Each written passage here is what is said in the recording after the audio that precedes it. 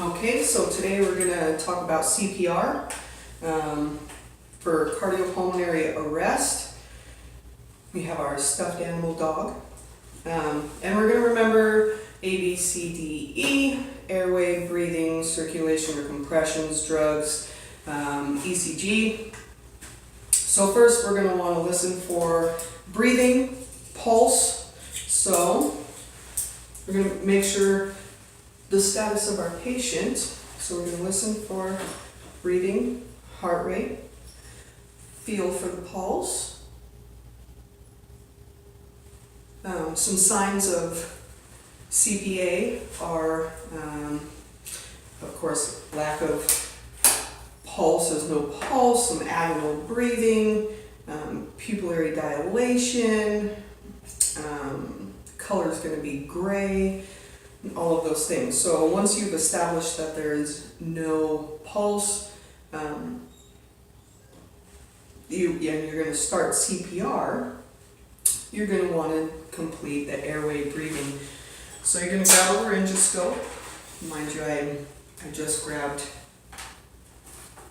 what we had. So you're going to grab the laryngoscope, you're going to open the mouth, you're going to intubate. This tube is bigger than the dog, but set that to the side. You're going to tie this in with a tie.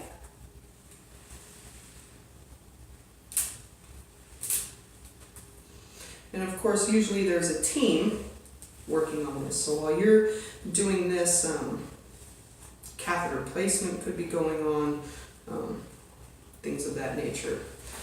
So now your dog's intubated, got the tube.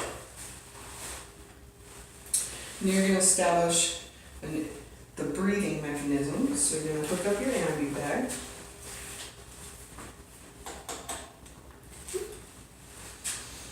And this is hooked up to oxygen. You're going to make sure your oxygen is on, and get some respirations in there for the animal.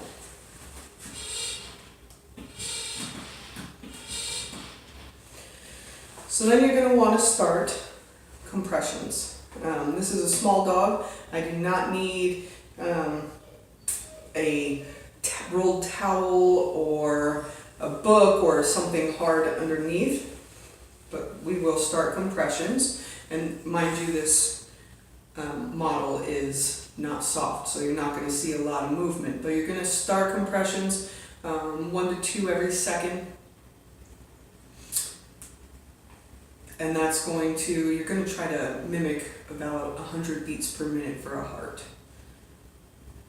So you're doing compressions. Drugs to have on hand would be epinephrine, atropine, vasopressin, doxapram, and at that point the doctor is going to say the route to be administered, how much, the dosage, and of what, and then you would follow the doctor's orders.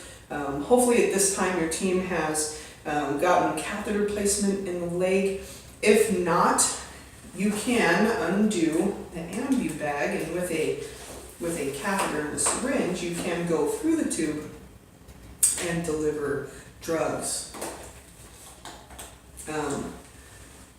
After the drugs or defib, you're going to want to do ECG. So that you'll get your leads. And I always remember smoke over fire, snow on the grass. And you're going to hook those up.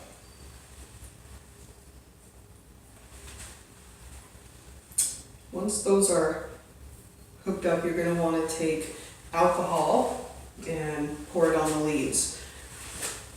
Once they're working, you turn on your monitor. Your monitor is going to tell you, it's going to give you heart rates if you're bringing the dog back, things of that nature. But you can monitor it, you can print out the ECGs.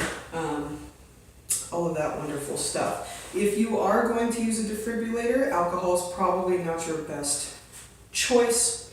On these leads, you'll want to use a gel or something like that, especially if the fib is in the chest. And when you're doing compressions, something else you need to know is you want to do about a third of the chest area. So I think that's about it for CPR.